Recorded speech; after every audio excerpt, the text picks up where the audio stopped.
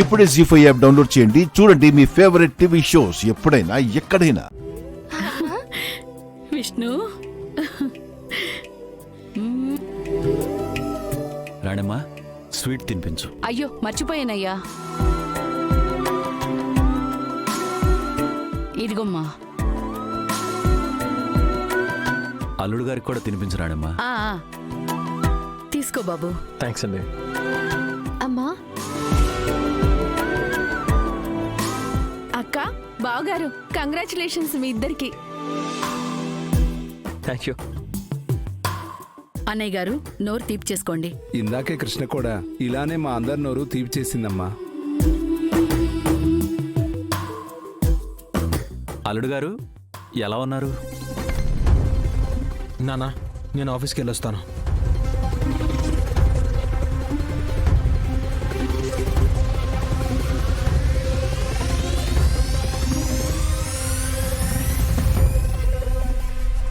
తారాగారు, కాస్త నోరు తీపి చేసుకోండి. ఇప్పుడు ఇవన్నీ అవసరమా? అలా అంటారేంటండి? ఇవాళే కదా ఆమె ప్రెగ్నెంట్ అయిన విషయం తెలిసింది. అసలు 5వ నెల దాకా బయట ఎవరికి తెలియకూడదు అంటారు. ఈ విషయాన్ని రహస్యంగా ఉంచుతారు. మీరు చూస్తే అందరికీ చాటింపు వేసి మరీ చెప్తున్నట్టున్నారు.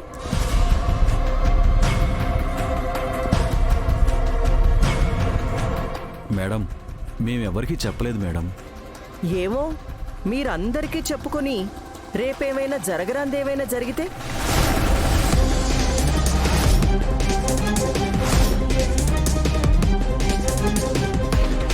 మమ్మా, నెగిటివ్ గా మాట్లాడుకు, పాజిటివ్ గా మాట్లాడు మమ్మా.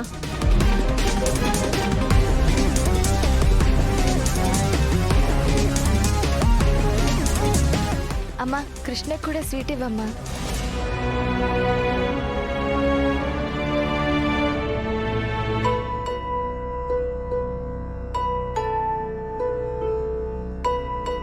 చూడమ్మా, ఇప్పటినుంచి నువ్వు చాలా జాగ్రత్తగా ఉండాలి. బరువులు మొయ్యకూడదు, కష్టమైన పనులు చేయకూడదు, ఎక్కువగా ఆలోచించకూడదు, ముఖ్యంగా మెట్లు అవి ఎక్కి దిగటాలు చేయకూడదు. అమ్మా, అక్కని ఏ పని చేయనివ్వను. నేనున్నాను కదా, అన్ని పనులు నేను చూసుకుంటాను.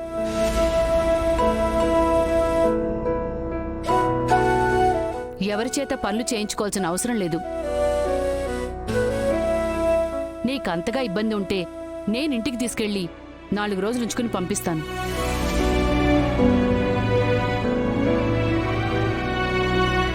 సార్, అమ్మాయిని సారేంటి ప్రసాద్, బావగారని పిలువు. నేను బావగారు అని పిలుస్తాను. ఏంటి ఇంకా సారు మేడం అని?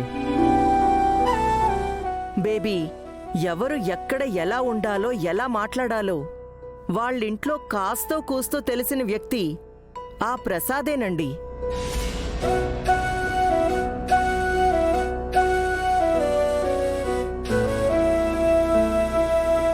అక్క, నీకొక విషయం చెప్పాలి, పైకి రా.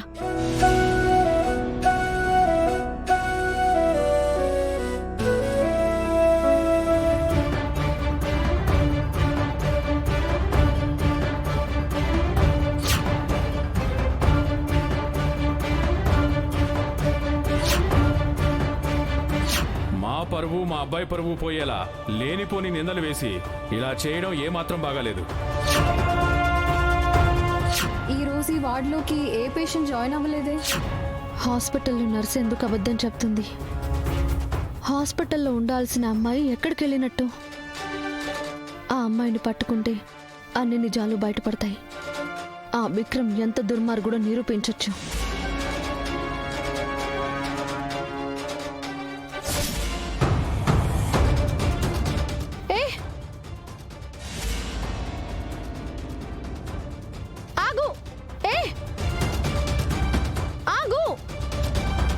నీకే చెప్పేది.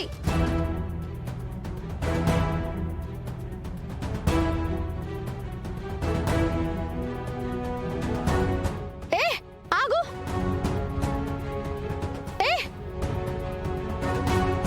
ఆగు.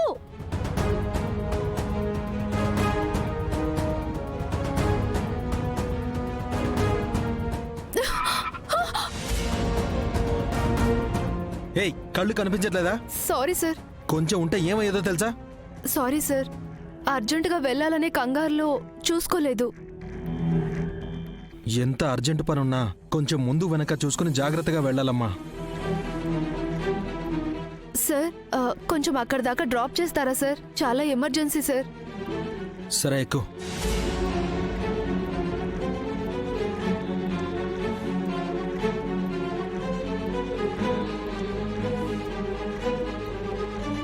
ఏ అమ్మాయి, హే!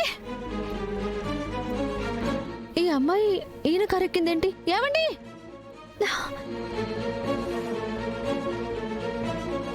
ఏమండి?